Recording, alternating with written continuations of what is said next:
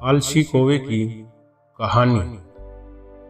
इस कहानी में मुख्य रूप से दो चरित्र हैं, एक गिलहरी और एक कौवा। गिलहरी बहुत मेहनती होती है, जबकि कौवा हमेशा आलस्य के कारण अपना काम कल के लिए टाल देता था।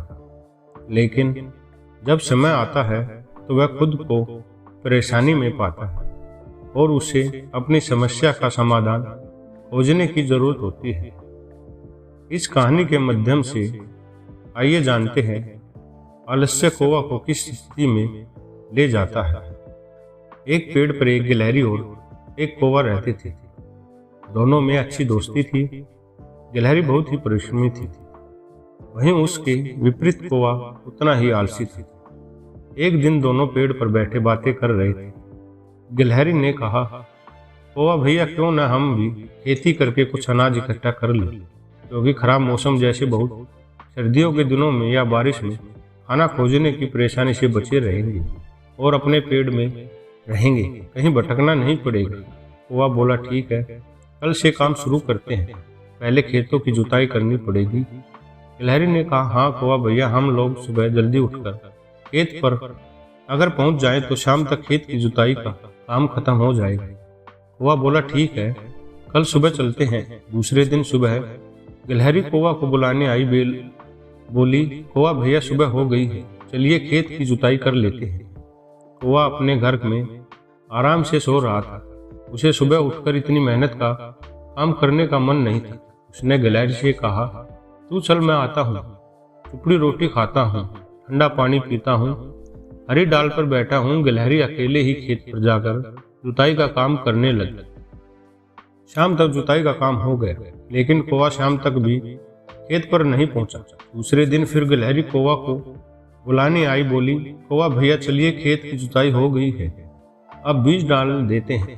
गिलहरी की बात सुनकर आलसी कौवा बोला, तू चल, मैं आता हूँ, टुकड़ी रोटी खाता हूँ, ठंडा पानी पीता हूँ, हरी डाल पर बैठा हूँ। गिलहरी फिर चली गई और अकेले ही खेत में बीज डालने का काम भी कर लिया। कुछ दिनों बाद गिलहरी फिर कौवा के बुलाने आई। उसके घर गई।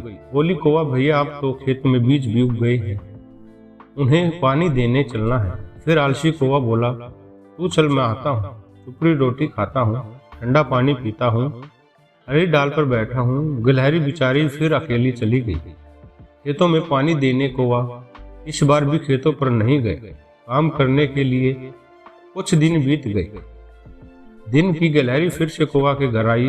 उसने कहा, कौवा भैया, हमारी फसल तैयार हो गई है, चलिए उसे काट लेते हैं।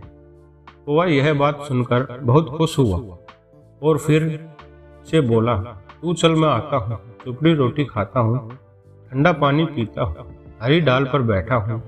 गिलहरी फिर से खेतों में फसल काटने चली जाती है और अकेले ही सारी फसल काटती है। कौवा फिर से उसकी मदद करने नहीं पहुंचा। दूसरे दिन गिलहरी फिर आती है और कहती है, कौवा भैया, मैंने सारी फसल काट ली है, चलिए अपने हिस्से की फसल आप ले लीजिए। कौवा फिर वही बोलता है। गिलहरी खेत में जाकर अपने हिस्से की फसल अपने घर ले जाती है और उसे ठीक से रख लेती है, क्योंकि बारिश का मौसम शुरू होने वाला था। और दूसरे दिन कौवा के घर जाकर बता देती है कि कौवा भैया, मैंने अपने हिस्से की आधी फसल अपने घर ले गई हूँ, आपके हिस्से की फसल खेत में रख दी है। बारिश के दिन आने वाले हैं, तो आप अपने हिस्से की फसल अपने घर ले जाओ, नहीं तो बारिश में खराब हो जाएगी। इतना बोलकर गिलहरी चली गई। कौवा रोज सोचता कि कल ले आऊंगा, कल ले आऊंगा, लेकिन उसका कल होता ही नहीं। वो अपने आलस की वजह से फसल लेने नहीं गया। एक रात बड़े जोर की आंधी तूफान के साथ बारिश और कौवा की सारी फसल आंधी तूफान में उड़ गई। बारिश कई दिनों तक लगातार होती रही। अब कौवे के पास खाने को कुछ नहीं था और उसे भूख से बड़ा बुरा हाल हो गया।